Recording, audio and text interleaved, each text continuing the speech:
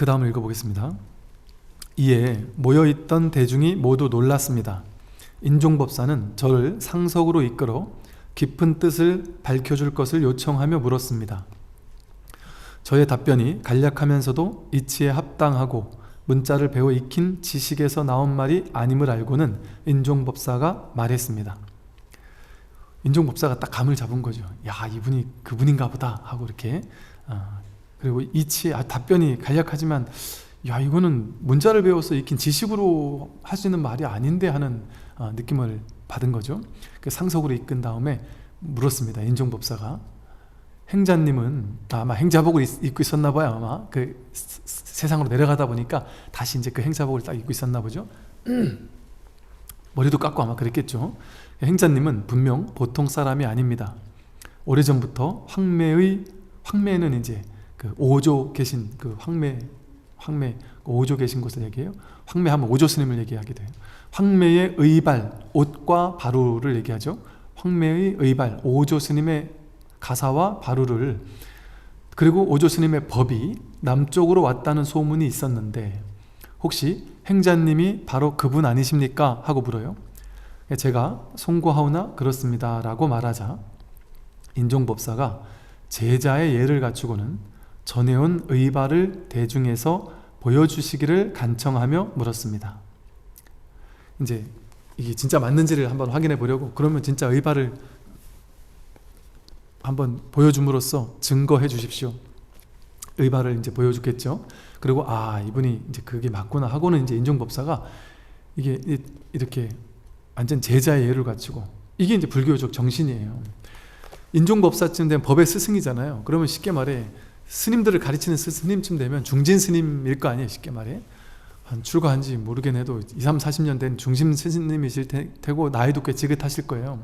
그런데 아마도 뭐 한 30대쯤 밖에 안 돼 보이는 그런 행자가, 스님도 아닌 행자가 육조라는 생각이 딱 이제 들고 본인이 맞다고 한 거죠. 그러니까 바로 이제 제자의 예를 갖추고서는, 그리고 의발을 보여주는 건 이제 한번 최소한의 어떤 검증을 하고는, 그러고 이제는 인정을 하는 거죠. 그러면서 내가 제자가 되겠다고 탁 낮춘단 말이죠.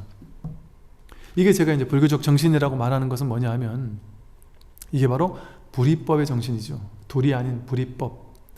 불교는요, 불교의 핵심은 불이법이에요.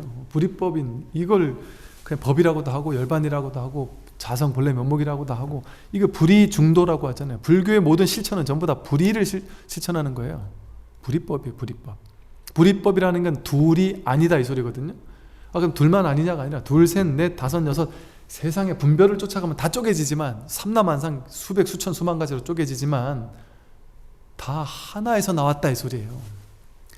여러분도 저도 산하 대지 만물 전부 다가 하나에서 나왔다, 이 법의 자리 하나에서 나왔다 이 소리를 얘기하는 거거든요.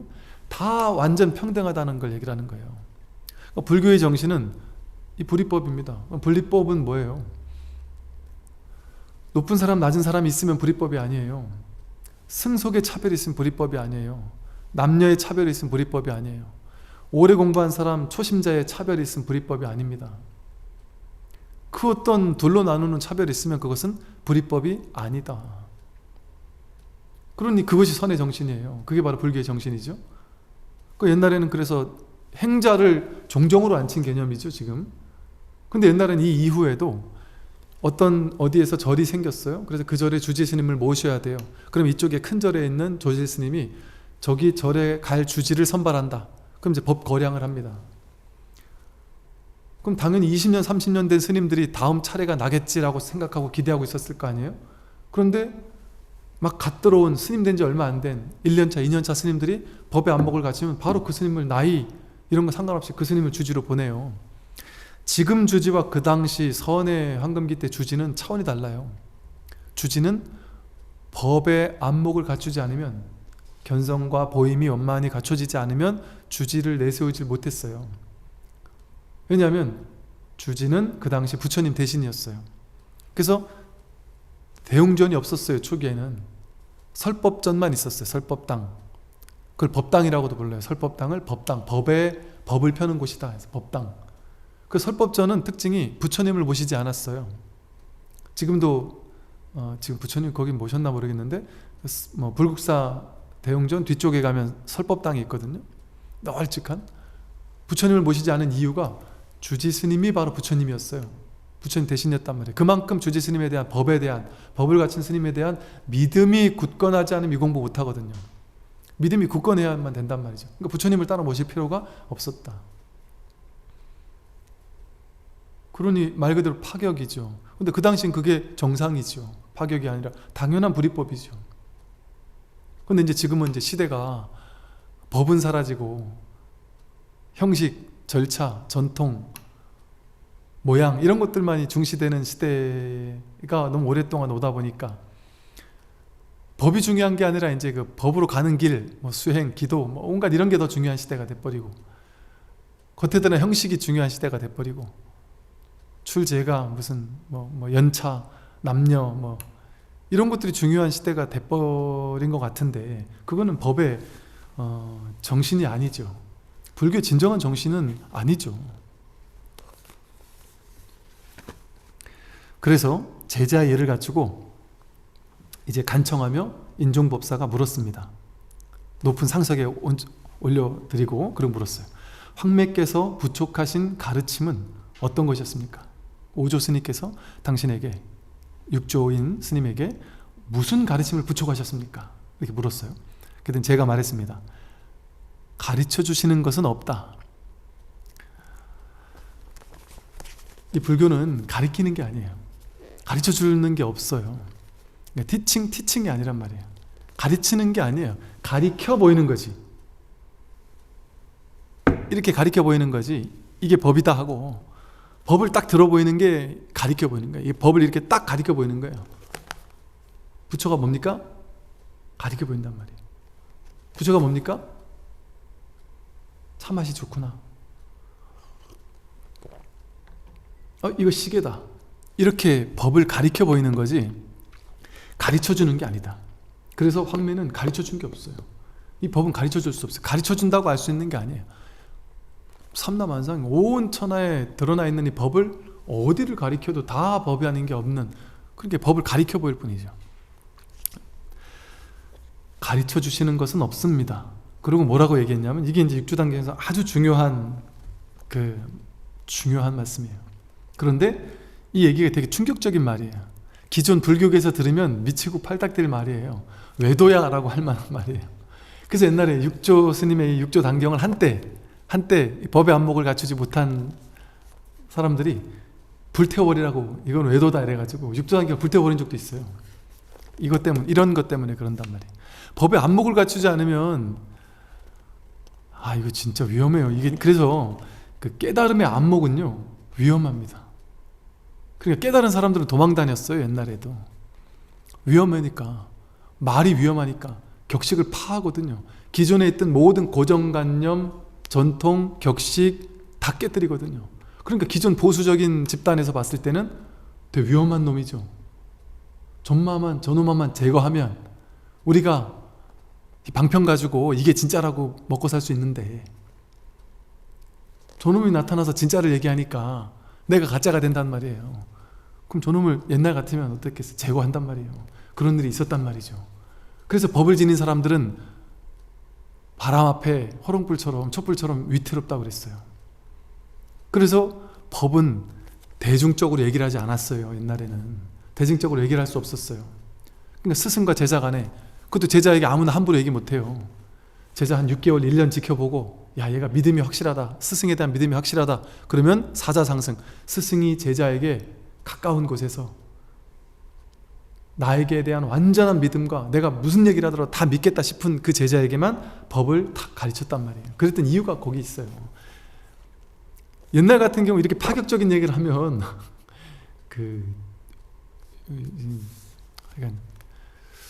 당연히 그랬을 것 같아요. 무슨 얘기를 했느냐, 뭘 가지고 제가 이렇게 시끄럽게 얘기를 하느냐, 여러분도 들어보세요. 이게 충격적이죠. 가르쳐 주시는 것은 없습니다. 오조가 뭘 얘기해 줬느냐, 오조가 이 얘기 해줬단 말이에요. 견성을 말할 뿐, 다만 견성을 말할 뿐이에요. 다만 견성을 말할 뿐, 선정과 해탈은 말하지 않았습니다. 선정과 해탈은 말하지 않았다. 그 말은 말하지 않았다라고 이렇게 얘기를 했어요. 그 선정과 해탈은 아니다. 견성, 오로지 견성만을 말한다. 기존 불교에서는 뭘 얘기했어요? 오로지 선정을 통해 해탈해야 된다만 얘기했어요. 지금도 그러잖아요. 좌선해라. 좌선해서 선정에 들어야 된다. 1선정, 2선정, 3선정 선정에 들어야 된다. 선정 3매를 유지해야 된다. 아니, 그 얘기만 한단 말이에요. 지금까지도. 선정에 들고 선정을 열심히 닦다 보면 그 결과 해탈한다. 그렇게 가르친단 말이에요. 불교계에서. 기존에 다 그렇게 가르쳤단 말이에요. 불교계에서. 그런 누구나 다 그게 부처님 법이다라고 믿고 있던 상황 속에서 부처님이 그러한 견해를 깨뜨리기 위해서, 쉽게 말해 이건 그게 틀렸다라는 말이 아니에요. 거기에 그 법이라는 상에 방편은 모든 건 방편이거든요. 열반, 해탈, 자성, 본래 면목, 깨달음 다 방편이에요. 깨달음은 본래 없어요. 쉽게 말해 건강이 따로 있습니까? 건강하게 사는 사람에게 건강하게 사는 사람이 건강을 막 찾으러 다녀요? 찾을 필요가 없습니다. 그냥 건강하면 그냥 일 없이 사는 거예요. 근데 누구에게 건강이 필요해요? 아픈 사람에게만 건강이 필요해요. 아픈 사람에게만 약이 필요해요. 그럼 아픈 사람에게는 병이 다 나서 건강해지는 게 지상 최고의 목적이에요.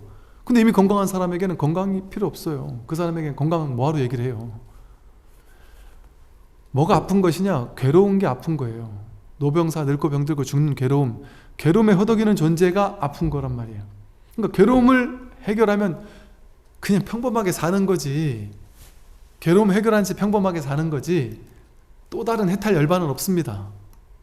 괴로움이 있는 사람에게만 상대적으로 열반 해탈이라는 방편을 내세워서 가르쳐준 것 뿐이지 열반 해탈이 따로 있지 않아요. 그래서 법도 법이 아니거늘 이런 말을 하잖아요. 하물며 비법이랴. 그러니까 불교는 법에도 집착하지 말라 그러잖아요. 어떤 견해에도 집착하지 마라. 불법이라는 견해에도 집착하지 마라. 놀라운 공부죠. 그러니까 이 세상의 모든 가르침과 다른 가르침이라고 하는 이유가, 세상의 가르침은 이걸 믿어라, 법을 딱 내세우는, 깃발을 내세워서 나를 따르라 하는 거거든요. 모든 가르침이 전부 다 내가 주장하는 바는 이거야, 나를 따르라 하고 따라오게 한단 말이에요. 근데 불교는 나를 따르라 하는 게 없어요. 오는 사람 막지 않고 가는 사람 잡지 않아요. 내세우는 깃발이 없어요. 우리가 뭐 무슨 조계종, 천태종, 무슨 태고종 이렇게 막, 또 우리절은 연불, 우리절은 무슨 뭐 이렇게 자기 중요한 걸 견해를 딱 세워서 우리 종은 이걸 주로 하는 절이야 이렇게 내세우는 걸 옛날에 이렇게 찰간에다가 그 절을 상징, 우리 요즘 말하면 절 앞에 뭐 무슨 대한불교 무슨 종 써놓듯이 옛날에는 찰간의 깃발에다가 우리 절이 무슨 어떤 이제 연불하는 절이다, 뭐 선하는 절이다, 이런 거 알려주기 위한 깃발을 세웠나 보죠. 그런데 선에서도 그렇고 경전에서 뭔 얘기 나오냐면, 부처님이 안한존자에게 문 앞에 찰간을 무너뜨려라 이런 말이 나와요. 뭐라고 내세우는 뭔가가 있으면 그거는 법이 아니다. 불교에서는 그 어떤 것도 내세우지 않는다. 부처도 내세우지 않는 거예요. 그게 부처님 본뜻이단 말이죠. 그런데 그것을 깨닫게 해주기 위해서 이제 다양한 방편으로 막 설하다 보니까 거기에 이제 사로잡히고 집착해 있는 사람들에게 그 집착을 깨주기 위해서 이런 방편을 쓴 거예요. 이게 무조건 선정도 다 필요 없고 해탈도 다 필요 없다는 얘기를 하는 것이 아니라, 거기에 법상에 사로잡혀 있는 사람들에게 이걸 깨뜨려주는 방편을 쓴단 말이에요. 이게 이제 불교의 방식입니다. 불교는 항상 세웠다가 깨뜨려야 돼요. 끝끝내 세우기만 하는 거는 불교의 진짜가 아니에요. 방편에 사로잡힌 사람이라고 하죠. 그래서 입하자제, 세웠다가 깨뜨리는 걸 자제하게 하는 것, 그게 진정한 불교예요. 달을 가리키는 손가락을 내세우지만 달을 보고 나면 손가락을 치워버려야 되는 것과 똑같다. 세웠다가 무너뜨리는 걸 자제하게 해야 한다. 그래서 선정에도 선정을 세웠다가 선정을 무너뜨려야지만 진짜 선정을 할 줄 아는 사람이고, 해탈을 세웠지만 해탈을 무너뜨릴 줄 알아야만 진짜 해탈이에요. 그래서 선정과 해탈을 무너뜨리고 다시 하나 세운 거예요. 임시방편으로 선정을 세웠단 말이에요. 그러니까 여기서 선정을 말할 뿐, 견성을 말할 뿐 선정과 해탈은 말하지 않았다라는 게 이걸 말 뜻의 낙처를 모르니까 이런 말 때문에 육조는 외도다 이런 식의 안목이 없는 사람들은 그렇게 보는 거예요. 선정해탈이 얼마나 중요한데 그거를 쓸어버리고 견성만을 얘기하느냐, 이렇게 오해한단 말이죠. 왜 선정해탈은 말하지 않고 견성만을 얘기한다고 했느냐? 선정과 해탈은 이법이라는 소리예요. 지금 여러분들이 갖고 있는 선정과 해탈은 이법이다, 둘로 나누는 분별법이다, 이 소리예요. 왜 그렇습니까? 선정은 뭐예요? 여러분 지금 선정 상태인가요? 아니죠, 그죠? 선정 수행, 좌선 수행을 통해서 특정한 수행 방법을 통해서 선정이 드러나는 거죠. 보통 우리가 알고 있는 선정은, 즉 선정은 인과로서 드러나는 거예요. 유의 조작을 통해 특정한 수행법을 통해서 특정한 선정이 만들어지는 거예요. 그러면 선정이 들지 않은 상태가 있고 선정이 든 상태가 있죠, 그죠? 둘로 나뉘어지잖아요. 선정이 아닌 게 있고 선정인 게 있는 건 둘로 나뉘는 이분법이에요. 둘로 나뉘는 건 법이 아닙니다. 이게 이제 여러분들이 이것이 정법이냐 아니냐, 저 말이 정법이냐 아니냐, 이 단체가 정법이냐 아니냐를 보는 가장 중요한 기준은, 방편을 쓰더라도, 둘로 나누는 방편을 쓰더라도 결국에는 이파자재, 그걸 깨뜨려서 하나의 진실, 하나의 법을 설하고 있느냐, 아니면 계속 세우기만 하고 있느냐, 이거를 살펴볼 줄 알아야 돼요. 그래서 선정을 통해서 내가 선정을 갈고 닦아서 만들어낸 정의택은 둘로 나누는 거예요. 그런데 왜 불법을 불이법이라고 하느냐? 그러면 스님, 갈고 닦아서 선정을 나타내는 건 둘이다? 맞는 말이긴 한데요, 스님. 그러면 그게 뭐죠? 그 말은 그건 무슨 말이겠어요?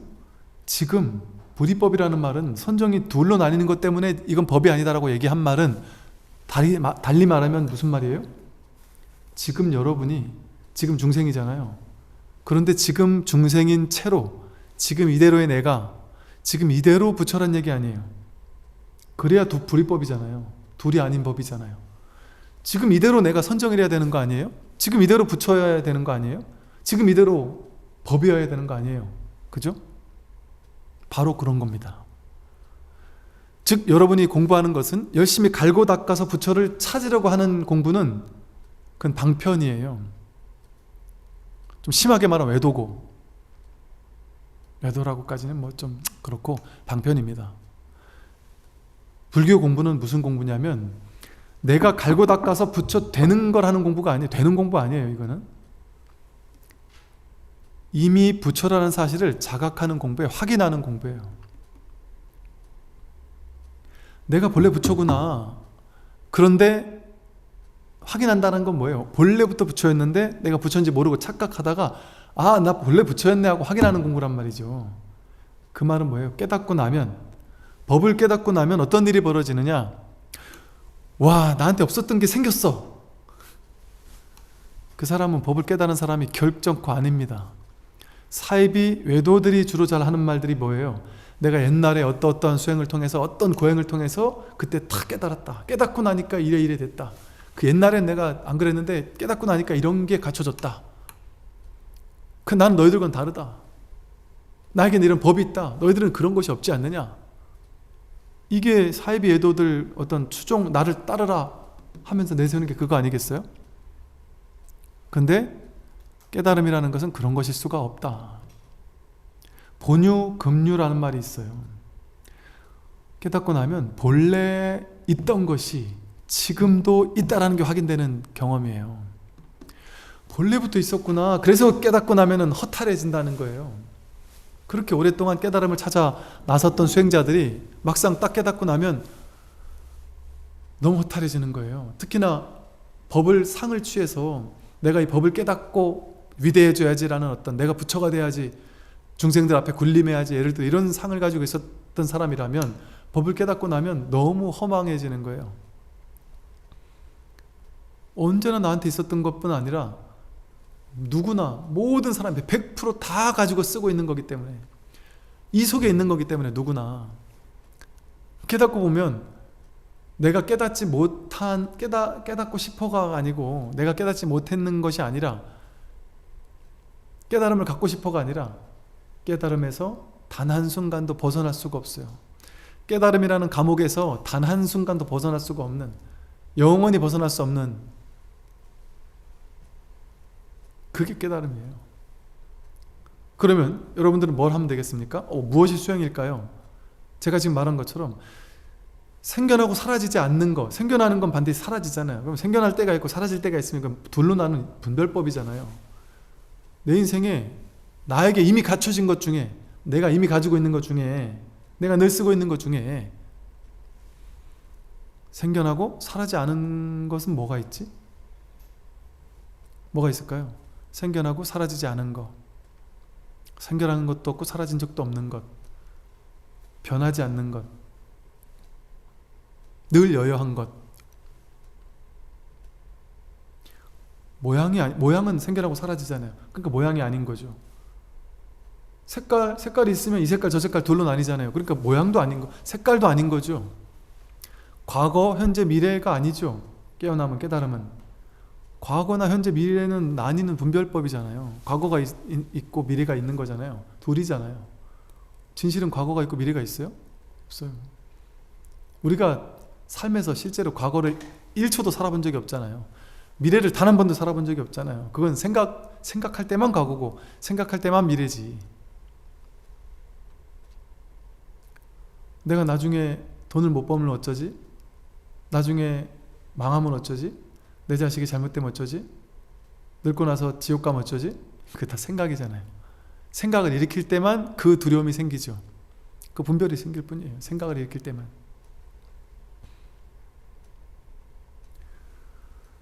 이렇게 이 법이라는 것은 늘 있는 것인데 이건 모양이 아니고 생겨난 게 아니에요. 생겨나지 않은 것이 무엇이 있을까? 모양이 아닌 것, 개념이 아닌 것, 둘로 나뉠 수가 없는 것. 이게 큰 거겠지? 큰 거, 작은 거 둘로 나누면 이건 법이 아니에요. 그래서 마하라는, 크다라는 것은 작은 거에 상대해서 크다는 게 아니에요. 이것밖에 없으니까 크다라고 이름 붙인 거예요. 크고 작고에 상대한 큼이 아니고. 사실은 바람일다라는 것도 여기서 저기로 건너간다라는 건데, 진짜 바람일다는 여기가 있고 저기가 있는 건 바람일다가 아니에요. 여기서 여기로 건너가는 거예요. 건너간다라는 방편의 말을 썼을 뿐이지 따로 건너갈 데가 없구나, 여기가 거기구나 라는 사실을 자각하는 거예요. 그러면 이게 바로 화두예요. 아이 스님, 그렇게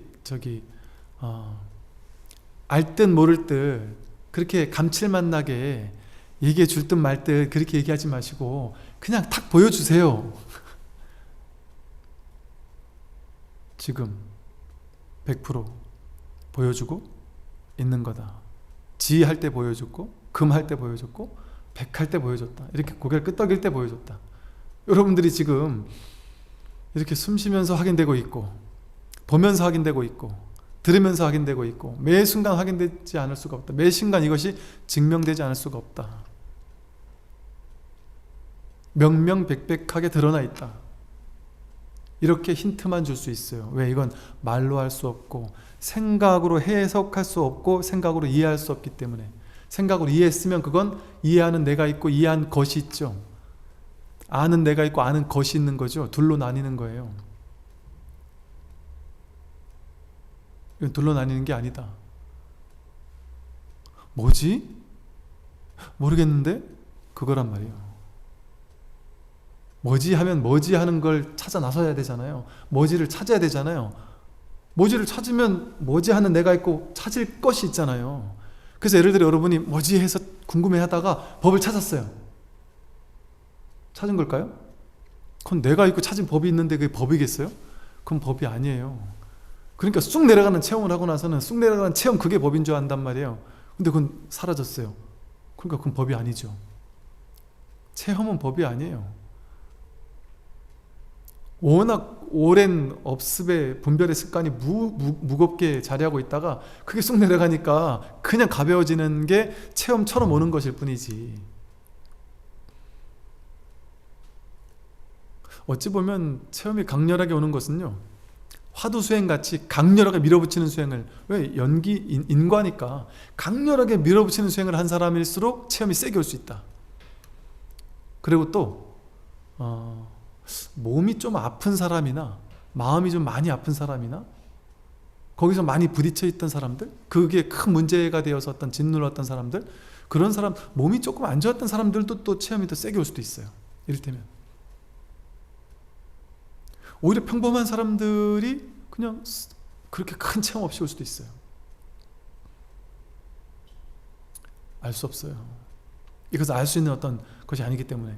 그래서 제가 여러분 생각에는 저 스님이 알 듯 모를 듯 가르쳐주지 않을 듯 그 자기 기밀, 그 비밀 하나는 놔두고서 맨날 줄 듯 말 듯 이렇게 이게 맛만 보여주다가 결국엔 안 보여주고 끝나더라. 저 스님 다 좋은데 저게 단점인 것 같아, 이렇게 얘기를 한단 말이죠. 경전도 그렇고 부처님도 그런 것 같아, 이렇게 얘기한단 말이죠. 너무 100% 드러내니까. 그래서 부처님이 경전에서 뭐라고 하셨느냐, 부처님의 주목에는, 부처님 주목은 빈 주목이다. 그 말이 모두에게 다 가르쳐줄 듯 하면서 결국 안 가르쳐주는 영업기밀, 아주 중차대한 영업기밀 하나가 딱 남겨 있어서 이거는 내 상조에게만, 마지막 제자에게만 딱 알려주겠다, 그런 게 없단 말이에요. 100% 알려줬다는 말이에요. 100% 드러냈다.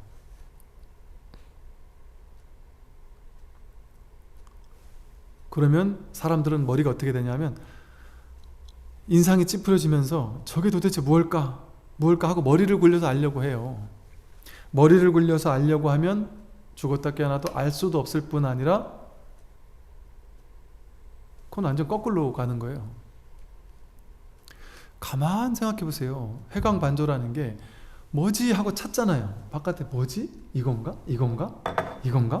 이건가? 뭐지 하는 말은 밖에서 뭔가 찾겠다는 거죠. 찾는 대상을 찾는 거잖아요. 뭐지 하는 말 자체가. 이 먹고 이게 뭘까는 뭐지 하는 대상을 자꾸 찾고자 하는 마음이잖아요.